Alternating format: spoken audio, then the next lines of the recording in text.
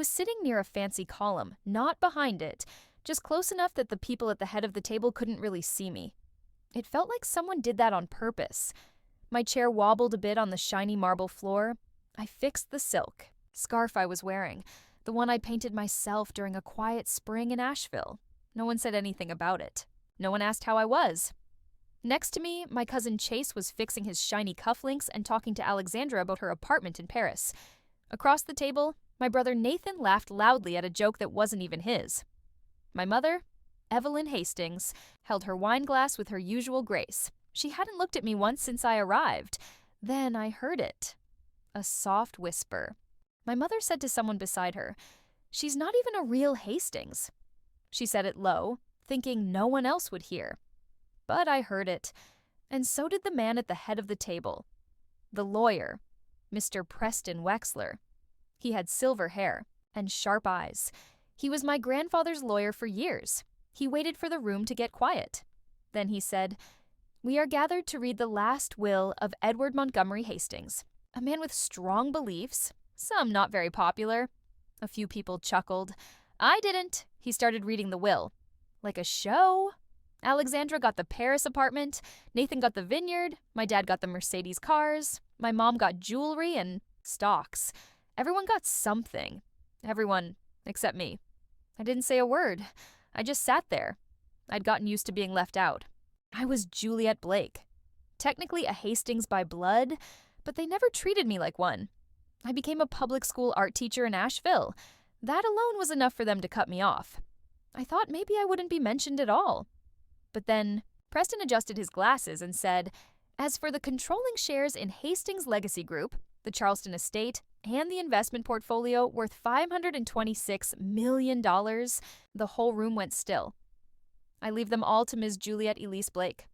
Silence. Heavy silence. My mom dropped her wine glass. It shattered.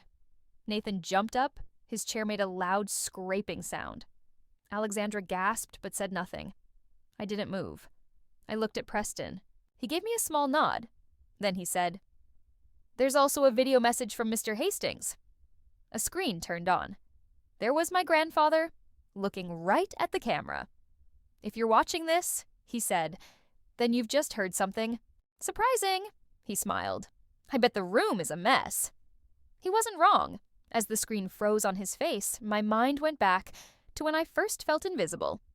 I was 12. Alexandra had won a debate award, and there was a big dinner. My mom got a cake made with Alexandra's face in edible gold. I made her a hand-painted card with colors I was still learning to use. I left it on her seat. But during dinner, the card was gone. I found it in the trash, stained with wine. No one said anything. No one ever did. After that, I stopped trying to be noticed. At 17, I told my mom I got into art school. Skate ad. She just said, "I guess we'll pretend that counts." That night, only my grandfather called. "Don't wait for their applause, Jules," he said. "They won't clap for what they don't understand." It was the first time he called me Jules. He even came to my art show once. Didn't tell anyone. I only knew because someone left a handwritten note behind one of my paintings. It said, "Pure truth. Don't fix it." I knew it was him. In my 20s, I moved to Asheville, taught art, helped senior citizens with community programs. My family thought I lived in Oregon. I never corrected them. Alexandra went to a fancy business school. Nathan went into finance. Their holiday cards had pretty pictures and gold lettering. I never got one. Eventually, I stopped checking my mail in December. Once, my name was left off a family event plaque, even though I gave more money than my siblings. When I asked why, my mom just smiled and said, "Must have been a clerical error." But those errors never happened to Nathan or Alexandra. Still, every few years, I'd get a small envelope. No return address. Inside would be a newspaper, clip, a museum ticket, or a quote in beautiful handwriting. One said, "Character is quieter than legacy." I kept them all in a shoebox under my bed. The screen flickered again. My grandfather leaned forward. "You've all gotten used to thinking polish equals worth," he said. "But I've spent 15 years watching what you all chose not to see." Alexandra shifted. Nathan started to speak, then didn't. I touched the scarf on my neck, wondering, had he been watching me all along? Or was he trying to teach me to see myself? 3 weeks before this day, I got a letter. Thick paper, gold crest, handwritten. It said, "You are requested to attend the reading of the last will of Edward M. Hastings. Just requested. Not invited, not required. Just asked to." Days later, my mom called me. First time in 6 years.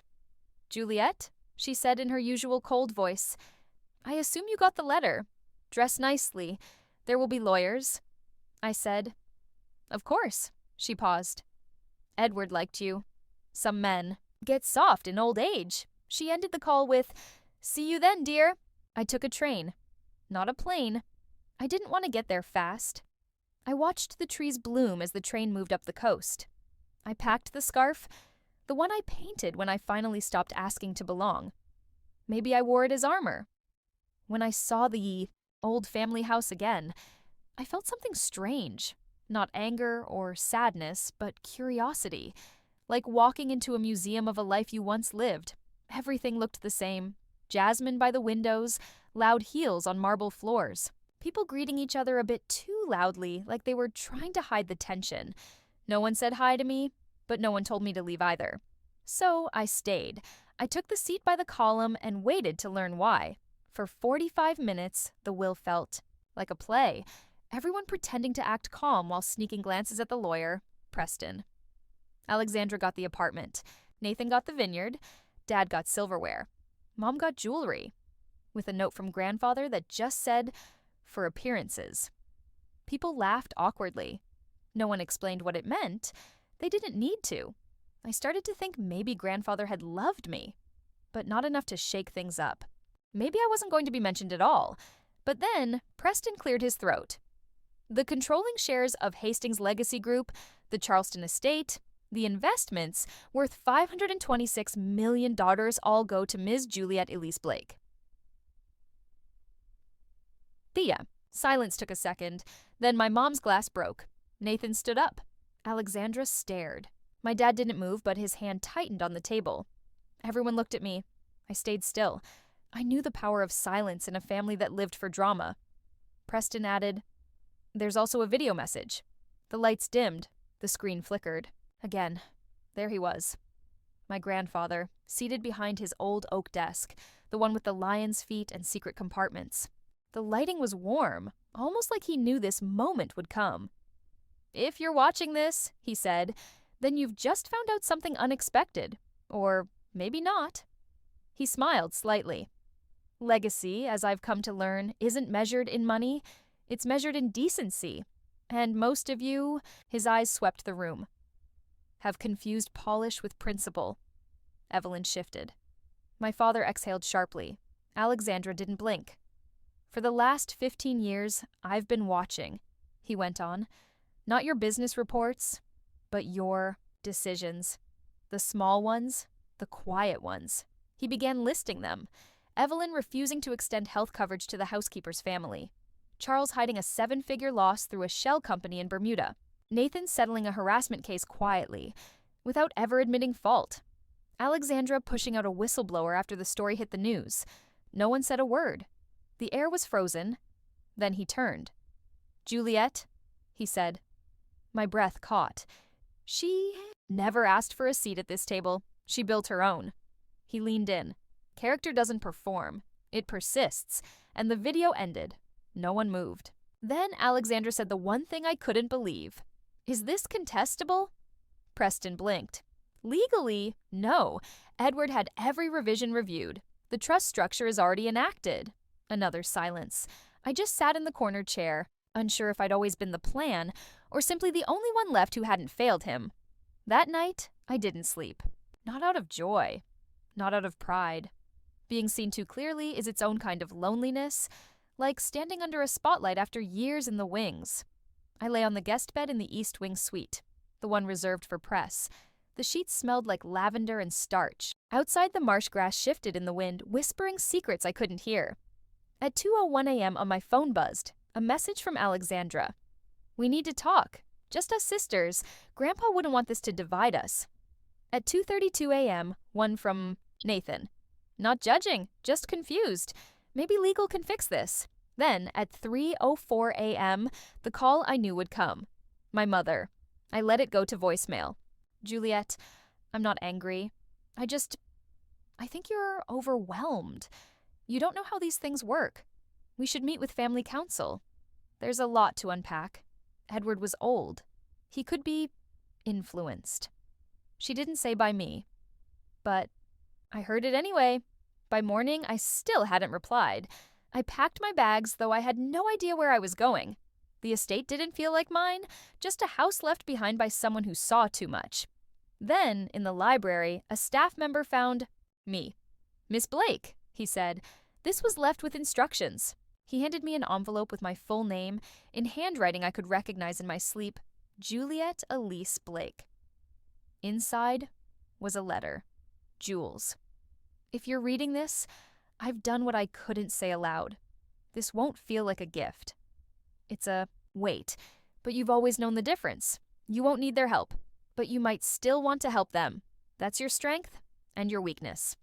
Don't let kindness become your chain.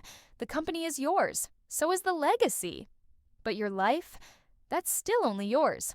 Don't shrink again just so they can stay comfortable. E. My hands trembled. I read it again. Not for clarity, for confirmation. He knew. He knew they'd try to make me feel unworthy. He knew they'd use guilt instead of anger. He knew I might fall for it, but he gave me something better than money. Permission. They invited me to the conservatory. Not officially, of course. No one says summon when they're pretending you're part of the family again. But it was a summons all the same. I walked in 5 minutes late.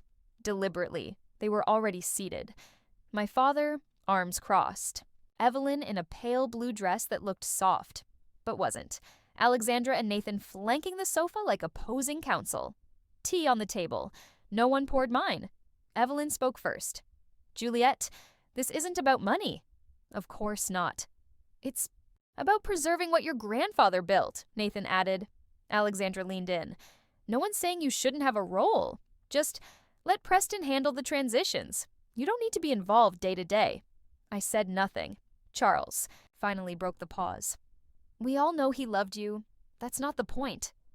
You're just not experienced in this world. That was their play. Not to take it back outright? That would be too obvious. No, they wanted me to give it up myself. They wanted me to feel unworthy. I understand your concern, I said softly. Evelyn relaxed. I understand it because none of you ever asked what I've done. Or who I became. I stepped forward. You saw me painting scarves and thought I'd failed. You saw me teaching and thought I'd given up. You saw my quiet and mistook it for emptiness. I pulled out a folded sheet of paper and set it on the table. My name is on the legal registration of Hastings Legacy Group. As of 6 months ago, Grandfather made me CEO in escrow. Quietly. So I could learn. Alexandra blinked. That's not possible. It is, I said. He brought me in through a consulting firm. I've been restructuring departments for the past 9 months. 3 of them, actually. The ones you thought Preston handled. Nathan stood up. Why wouldn't he tell us? Because he knew you wouldn't listen. I turned to Evelyn. Do you remember telling me I wasn't a real Hastings? She flinched. Just slightly. But it was there. I'm not here for revenge. I don't need your approval. I don't want a reconciliation dinner. I don't need a new group photo. I came because he trusted me to finish what he started, and I will. Silence. Then Evelyn whispered, You've changed. I smiled. No, I just stopped shrinking. I poured myself tea, stirred it slowly, then I said, You'll have to decide if you can work for someone you once dismissed. No one replied, so I took my tea and left. Not in anger, in finality. 3 months later, I stood in the Hastings boardroom.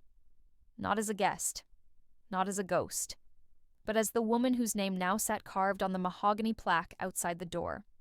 Juliet E. Blake, Chief Executive Officer, Hastings Legacy Group. The transition wasn't smooth. A few board members resigned, some investors panicked, but most stayed, not from loyalty, but curiosity. They wanted to see what the forgotten Hastings girl would do. I didn't burn it down. I rebuilt the foundation's arm, reinstated the whistleblower program, doubled support staff wages.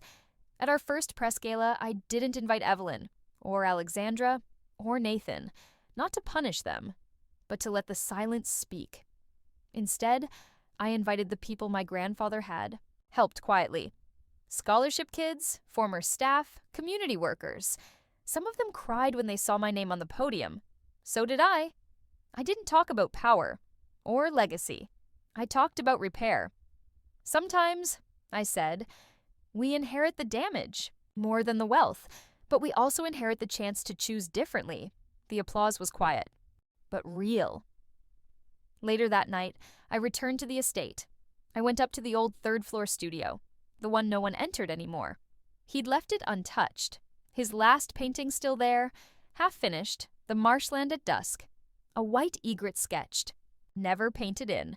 I remembered asking him once, "You gonna finish that?" He smiled. "No, that's for you." I hadn't understood. Now I did.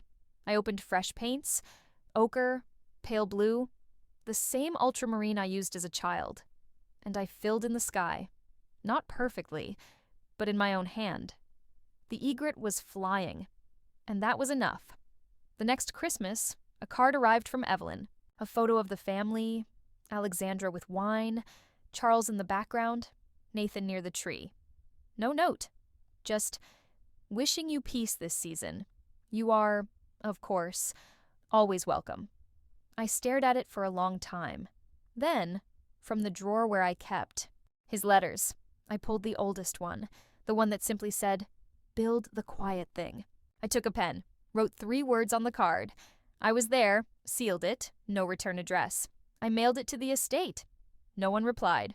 A week later, I visited the gallery in Charleston, our newest initiative, a quiet show of work from anonymous creators who never had a chance to be heard.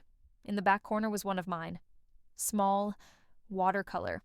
A velvet chair, off balance, tucked behind a column. Its title read, "Scene." I didn't stay for the reactions. I stepped into the cold wind outside. No. Scarf this time, I didn't need it.